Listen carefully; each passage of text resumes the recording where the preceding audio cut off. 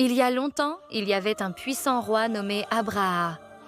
Il vivait au Yémen et avait entendu parler d'un lieu sacré, la Kaaba, situé à la Mecque. Les gens de tout le monde venaient visiter la Kaaba pour prier et se rapprocher de Dieu.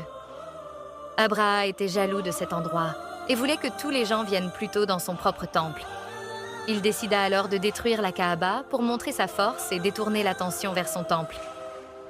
Abraha rassembla une énorme armée et se mit en route vers la Mecque. Il avait avec lui des milliers de soldats et un éléphant gigantesque nommé Mahmoud. Ce n'était pas un éléphant ordinaire. Il était immense, puissant, et son travail était de mener l'armée et de piétiner tout sur son passage. Abraha était sûr que Mahmoud détruirait la Kaaba. Quand l'armée arriva près de la Mecque, quelque chose d'extraordinaire se produisit. Le roi Abraha ordonna à l'éléphant de marcher vers la Kaaba, mais Mahmoud refusa d'avancer. Les soldats essayèrent de le tirer, le pousser et le frapper. Mais l'éléphant resta immobile. Il semblait comprendre qu'il ne devait pas faire de mal à ce lieu sacré. Abraha et ses soldats essayèrent de diriger l'éléphant dans toutes les autres directions, et Mahmoud avançait sans problème. Mais dès qu'il était face à la Kaaba, il s'arrêtait et refusait d'avancer. Malgré tous les efforts, Mahmoud ne bougea pas d'un pas vers la Kaaba. C'est alors qu'un signe divin apparut. Dieu envoya des nuées d'oiseaux appelés ababil, chacun portant de petites pierres dans leurs becs et griffes. Les oiseaux volaient au-dessus de l'armée d'Abraha et lâchèrent les pierres.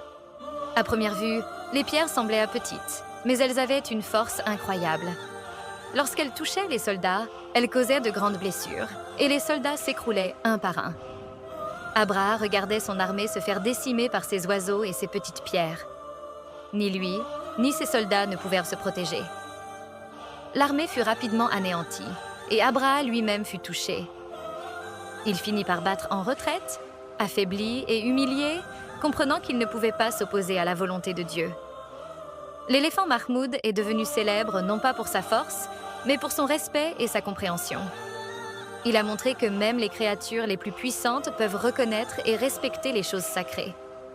Cette histoire, racontée dans la sourate Al-Fil du Coran, nous apprend que même les plus puissants peuvent échouer face à la volonté de Dieu. Elle montre aussi que Dieu peut protéger ses lieux sacrés et ses serviteurs d'une manière miraculeuse et inattendue. On peut toujours avoir confiance en la protection divine, car même un éléphant courageux ou des oiseaux peuvent être des outils de sa puissance.